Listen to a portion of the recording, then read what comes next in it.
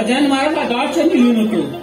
वरमुरी वरमुरी वरमुरी हे माझ्या लाडक्या भक्ता, हे माझ्या वाटता फिरता असताना एकाएकी तुझी हात माझ्या कानात कथन झाली आणि या आनंद मंचावर मी तुला प्रसन्न झालो आहे. सांग रे भक्ता, या गजाननाचा धावा करण्याचं कारण कोणतं? विघ्ने बहुले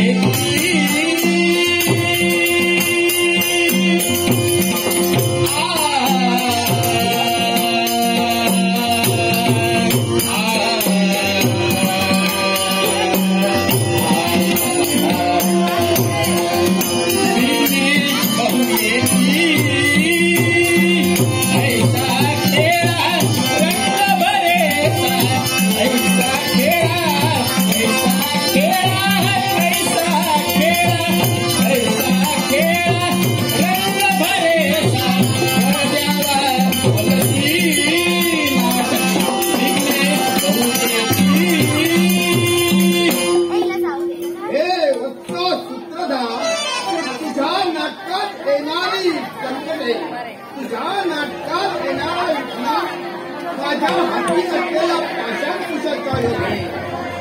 तुझ्या नाटकात येणाऱ्या विघ्नाचा मी नाश करेन. चिंता करण्याचं कारण नाही. नहीं पाले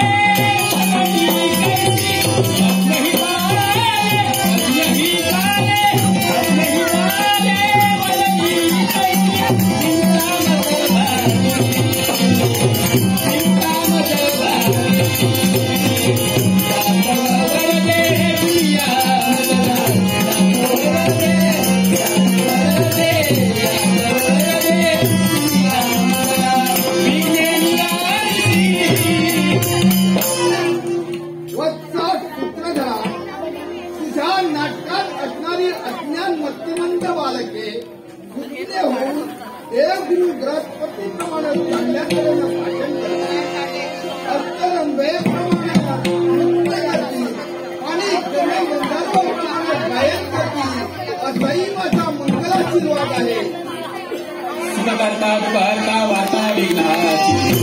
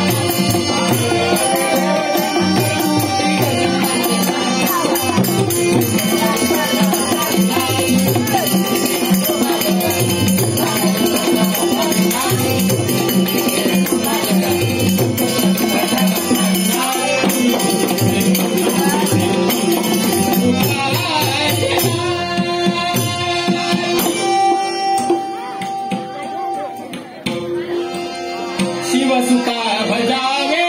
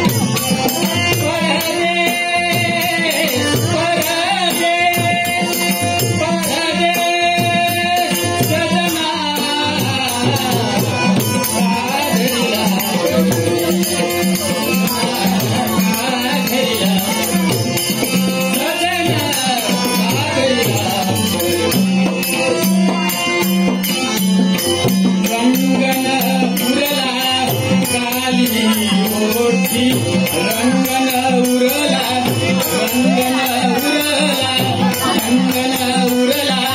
खाली होती धरतिया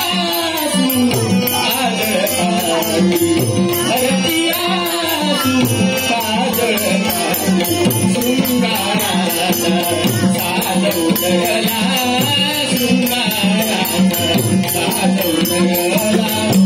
पवित्रले केश सजना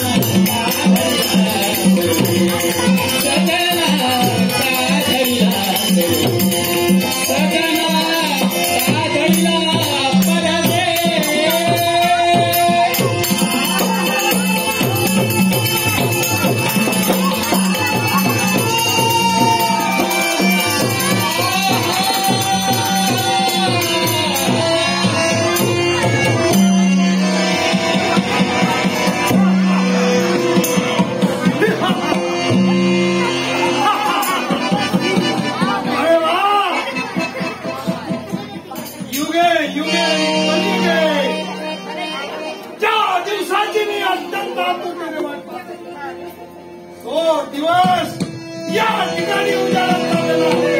अर्थात महाविष्णूने अवतार धारण केले आणि त्या अवतारामध्ये एक अवतार असा की तो म्हणजे ते युग म्हणजे कारण 33 कोटी देवतांचं राज्य या त्रैलोक्यावर असताना ज्यावेळी षण्मासा दरबार भरेल त्या देवतांची सभा आयोजित केली जाते असेल त्यावेळी या कलिदेवाला देवतांच्या आसनापासून 12 पावलं दूर ठेवण्यात आलं. याचं कारण एकच की जो कोणी परमेश्वराचं नामस्मरण करणार आहे, जो कोणी अविचारी अत्याचार न वागे, त्यांच्या जीवनात या कलिता करेल. आणि त्यासाठी मला सगळे घाबरून असायचे. सारे 33 कोटी देवाचे घालतात. प्रत्येकाला सुख हवं असतं पण दुःख मात्र कोणालाच नको असतं. आणि जर का एखाद्याला सुखाचा मान चालला असेल तर त्याचा मान उतरवण्यासाठी एका फळावर तत्पर असतो. आणि आता माझ्या युगाचा प्रारंभ होतोय. सत्ययुग, त्रेतायुग, द्वापारयुग आणि त्यानंतर कलियुग या कलिदेवाचं राज्य. कारण 36 कोटी देवतांच्या ठरावानुसार जो कोणी परमेश्वराचं नामस्मरण करणार नाही, सद्विवेक बुद्धीला चालणार नाही, जो अविचारानं चालेल त्याला या कलिदेवाचा सहवास भोगावा लागेल. आणि त्यासाठी कलियुगाची निर्मिती आहे. आणि आज कलियुगाच्या या प्रारंभाला जर पाहिलं असेल तर प्रत्येक मनुष्यप्राणी, प्रत्येक प्राणी हा अविचारानं वागतो आहे, स्वार्थ बुद्धीनं वागतो आहे. आणि त्यासाठीच मला माझं अस्त्र उचलणं भाग आहे. अरे वा, माझ्या युगाला प्रारंभ होतोय. आणि यावेळी नारायण नामाची ललकारी पाहूया आज भारत काय घडतोय.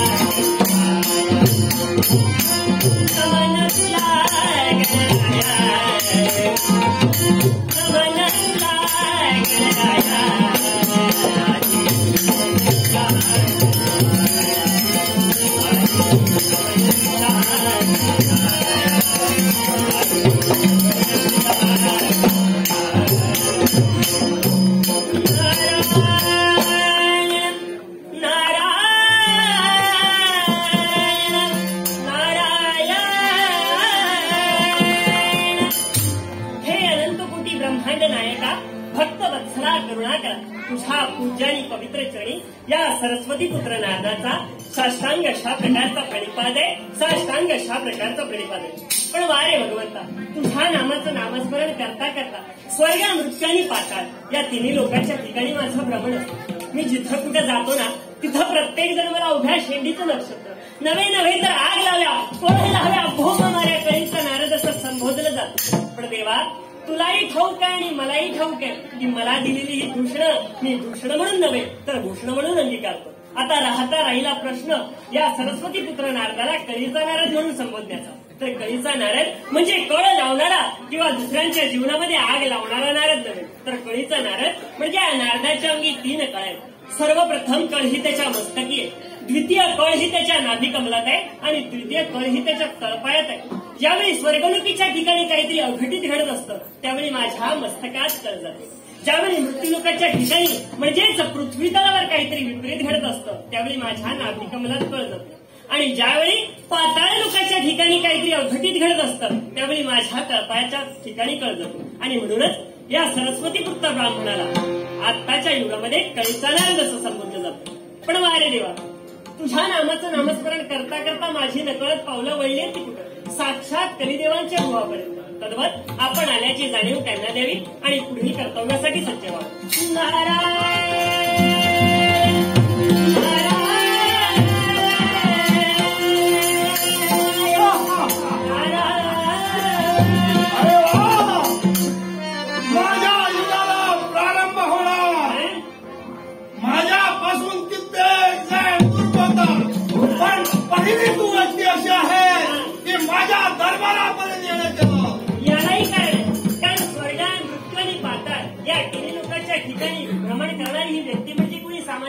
ब्रह्मपुत्र कळीचा नारद अशी माझ्या देहाला सांगते. मला एक सांग, प्रत्येक ठिकाणी जातोस त्यावेळी काहीतरी कर्तव्य करतोस.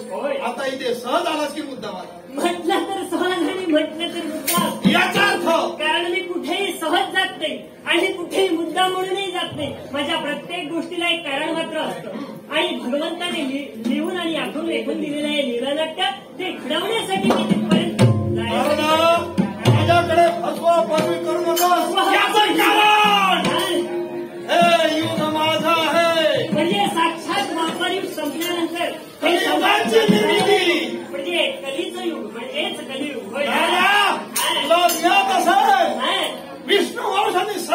उदरी माझा जन्म होय झाला. ना? आणि असं असताना 33 कोटी देवतांमध्ये माझं नाव गणलं जातं. तरी पण तरी पण काय? माझं असं 33 कोटी देवतांपासून मला सवलं दूर ठेवण्यात आलं. हे तुला माहिती आहे म्हणजे का? तुम्हाला हा वंचित केलं गेलं असं अर्थात. म्हणायचंय. आणि ते वंचित केलेला वचपा मी या कलियुगात काढणार. पण यालाही कारण आहे. ते कशासाठी मी ते तुम्हाला सांगतो. तुम्ही म्हणजे साक्षात कलिदेव, म्हणजे साक्षात कलहाची देवता. प्रत्येकाच्या जीवनामध्ये कलह निर्माण करणं, सुख शांती समाधान आणि समृद्धी प्रसाद हे तुमचं कर्तव्य. मी कलह निर्माण करतो पण कोणाच्या जीवाला? त्यालाही हेच कारण आहे. ते कारण काय ते आपल्याला समजून घ्यायचं नाही, कारण आता फार उशीर होतोय. मी हा जो काही आलाय तो तुम्हाला काहीतरी सांगण्याकरता आलेला आहे. असा कोणता दिवस आहे मला? स्वर्गात उच्चाली पातळाच्या ठिकाणी माझा सदैव भ्रमण बसून बोलूया. तुम्ही म्हणतात ना म्हणून बसतो बापुडा. बापुडा बापुडा म्हणजे तुमच्यासारख्या शक्ती इतकीने युक्त असलेल्या सजीवासमोर. असं होय. म्हणजे कुणी सामान्य बस बस बस. होय ना? मग ऐका, आता या क्षणाला मी आलो असेल तर कुठून? तर मृत्यूलोकाच्या ठिकाणी. पण मृत्यूलोकाच्या ठिकाणी मला दिसलं ते मी सांगू नये आणि तुमच्या सांगतात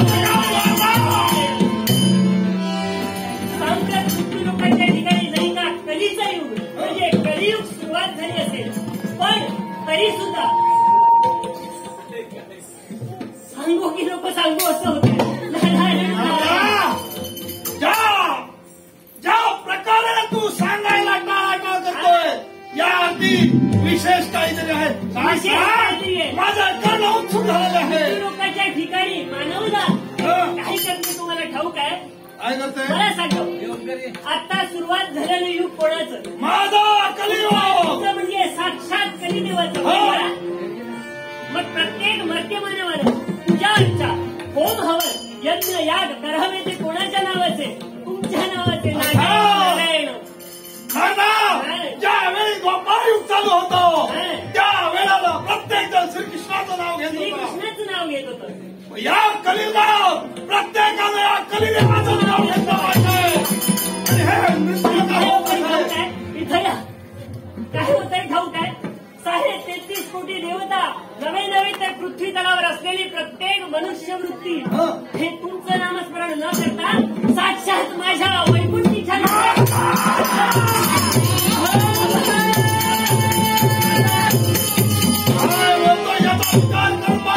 त्यांचाही दोष नाही, कारण त्यांच्या समोर जी वृत्ती निर्माण झालेली आहे अशी कोणती आहे? साक्षात तुमची. त्यांना असं वाटू लागले कलिदेवाच्या कलहापासून जर का आपल्याला कोणी वाचवू शकणार असेल तर तो फक्त आणि फक्त सर्वव्यापी परमेश्वर. आणि म्हणूनच तुमच्यापेक्षा जास्त म्हणजे नुसतं जास्त नाही, कितीतरी पटीने जास्त, कितीतरी पटीनेही जास्त नाही, कितीतरीच्या कितीतरी पटीने जास्त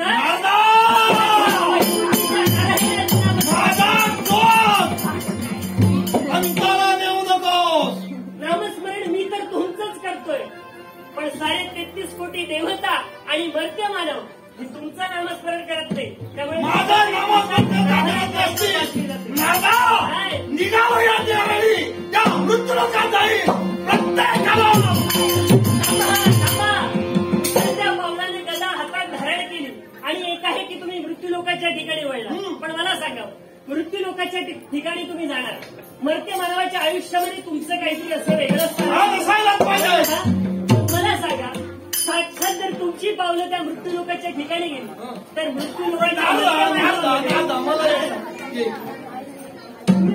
तू आता मला माझ्या डोळ्यात अंजन घालायला आहे. काय सांगाल नक्की कशासाठी आलाय? मी ना तुम्हाला इथं लहान येऊन सांगतो, मी ना तुम्हाला पोचवण्यासाठी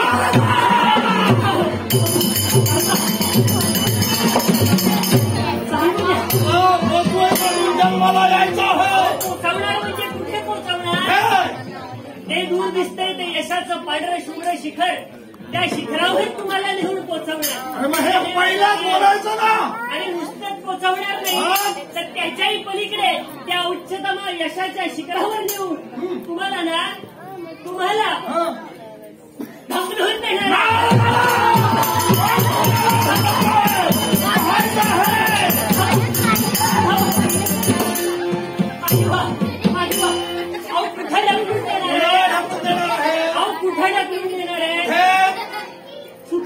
सागरात ढकलून देणार आहे. नारायण नारायण. नारदा, माझ्या बोलण्याचा भावार्थ आधी समजून घ्या. युग माझा सुरू झालं हा. आणि भाषा तुझी बदली झाली. असं काही मी करत नाही. पण मला सांगा, मृत्यूलोकाच्या ठिकाणी जर तुम्ही याची देही आई याची डोळा गेलात तर तुमच्या नावाला कुठंतरी काळीमा लागण्याचं काम होतं. होय रे, म्हणून होय. माझी अशी इच्छा आहे, तोच मार्ग घेऊन मी तुमच्यापर्यंत आलेलो आहे. अशी कोणती इच्छा? माझी अशी इच्छा आहे की मृत्यूलोकाच्या ठिकाणी जे कोणी मर्त्य मानव त्या तुच्छ 33 कोटी देवतांची भक्ती करतायत ना, ती जर भक्ती तुम्ही बंद केली तरच कुठेतरी या विश्वाच्या ठिकाणी जाऊन तुमचं नाव लौकिक होईल. नारदा, मी तेच म्हणतोय की निघाला यावेळी.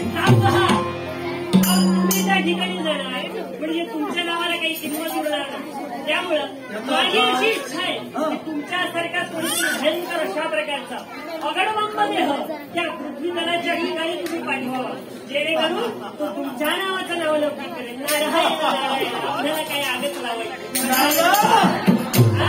तुला यायचं आहे या दरवाजाने, पण फिरून असा येतोयस रे बाबा. असं म्हणताय. बघ आता काय करा माहिती, आता आला माझ्या लक्षात. काही विनंती नको. आणि अशी एखादी शक्ती निर्माण करावी की ती शक्ती या सगळ्यांचा वचपा करेल. मग वेळ कशाला? याच वेळी या दरवाजा पाराची या माझी काय शक्ती आहे ती या पिकाची घटना कोण आहे?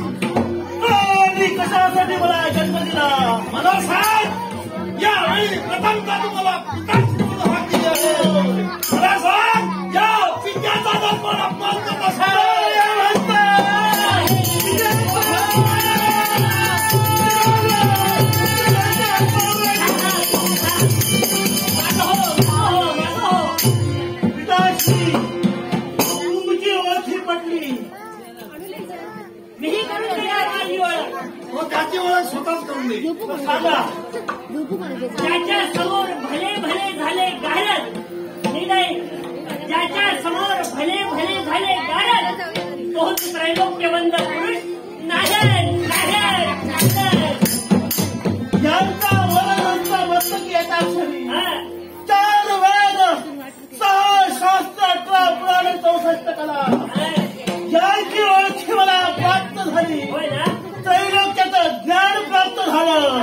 परंतु नारळाला शेंडी असलेली पाहिली होती, पण माणसाचं नाव नारळ आणि त्याला शेंडी नारळ नाही, वाढव नारळ. आणि हा त्रैलोक्यवंत पुरुष म्हणजे नारळशी आपला नारळशी माझ्या देहाला पण साधा पिता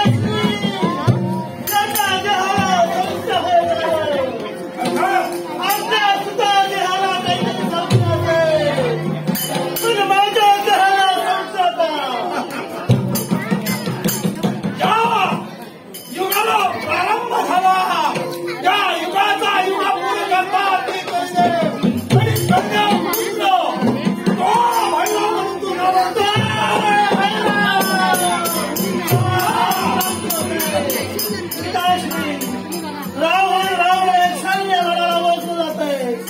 कुठेतरी तुमचा अपमान केला अपमानाच्या परिवारासाठी याला डोळे फिरवता सांगा पिताजी तुमचा अपमान कोणी केला माझा अपमान वृद्ध लोकांनी मानवाने केलेला आहे कारण या युगाचा प्रारंभ होऊन या कलिदेवाची भक्ती करता हे प्रत्येक मनुष्य प्राणी 33 कोटी देवदेवतांची भक्ती करताय काय म्हणता कलियुगाला संपत प्रारंभ झाला आहे परंतु प्रत्येक मानव त्या मंडळाची भक्ती करता अन्य 33 कोटी देवतांची भक्ती करत आहे सांगा या भक्ती करणाऱ्या मानवाचं काम हे शस्त्र आहे ठीक आहे पिताजी मनाला समाधान प्राप्त झालं स्वतःच्या या शक्तीला आज कुठेतरी शस्त्राची जोड प्राप्त झाली माझं निराळ पिताश्री आणि तुमचा अपमान केला देवतांच्या भक्त असतील तर त्याला भक्तीला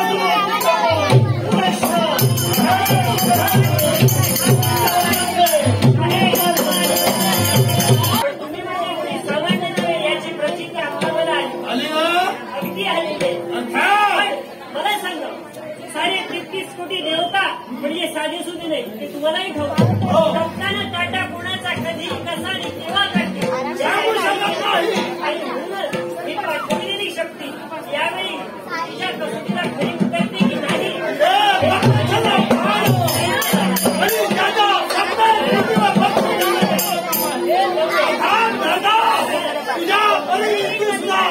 समस्त जनतेला समजावण्याचा मी सुद्धा जनता वाद निघालो काय घडलं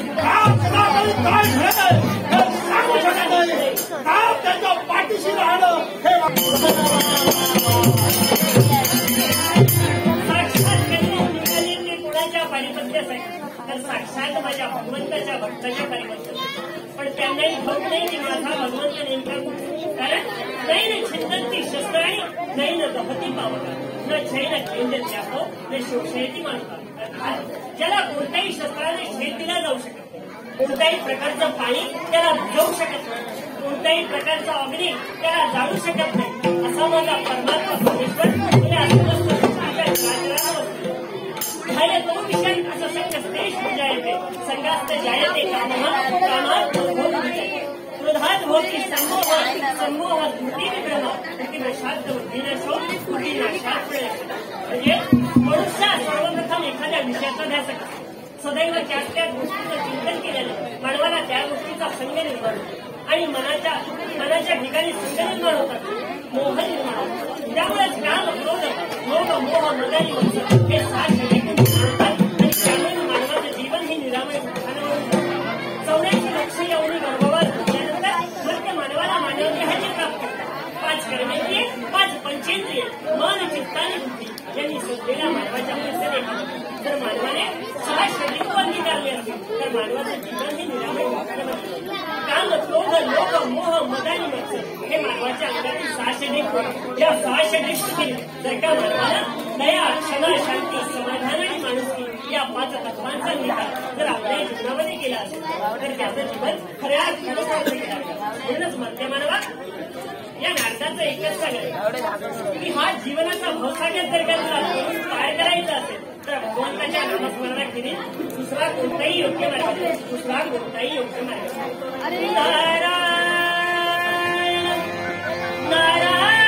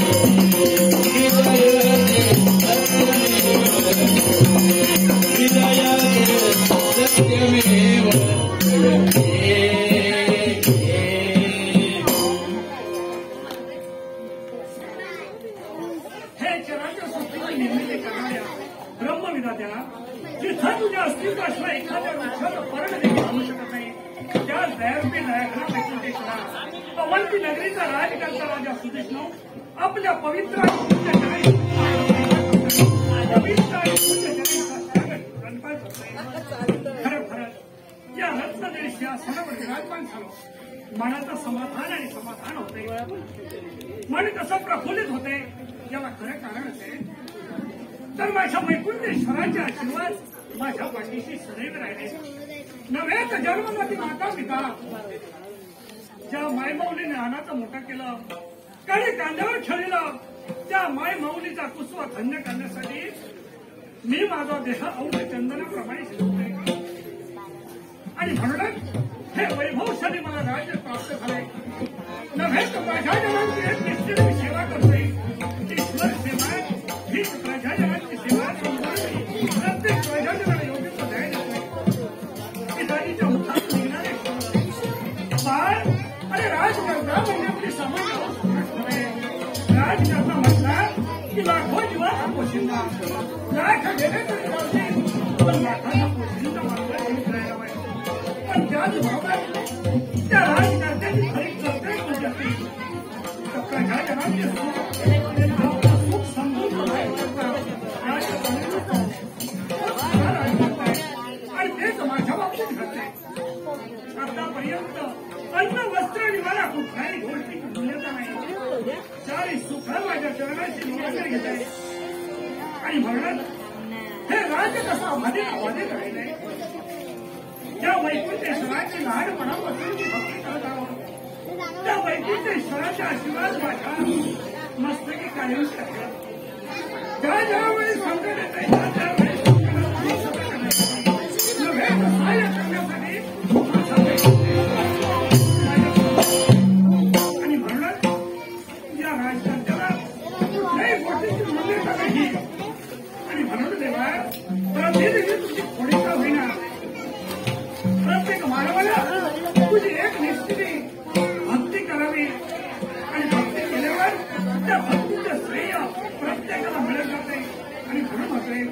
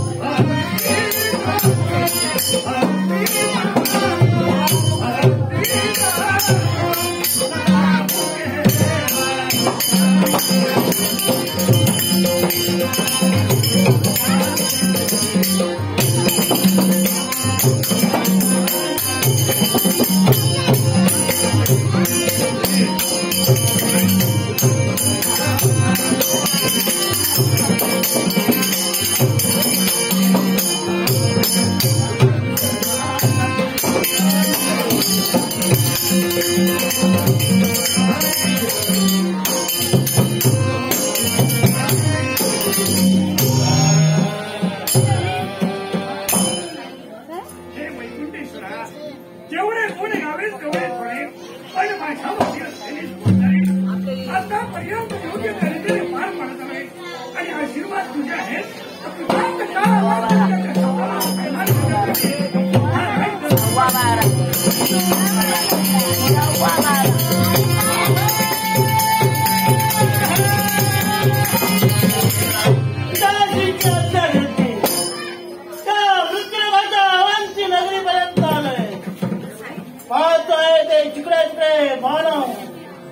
सर्व काही त्यांचीच कोणी देवताचे सारखी भक्ती करण्यात परंतु पिता श्रीराजीच्या नावाच्या ज्यावेळी त्यांचीच कोणी देवतांची भक्ती बंद करे आणि त्या माझ्या पिताश्रींची म्हणजे कधी देवाची भक्ती सुरू करण्यास प्रारंभ करायला लागले त्यावेळी पुनश्च या योगे करो या नगरीचा राजकर्ता राजा हा राजकर्ता परंतु पण आपण आल्याची जाणीव त्या राजकर्ता राजाची हेतू होती राजकर्ता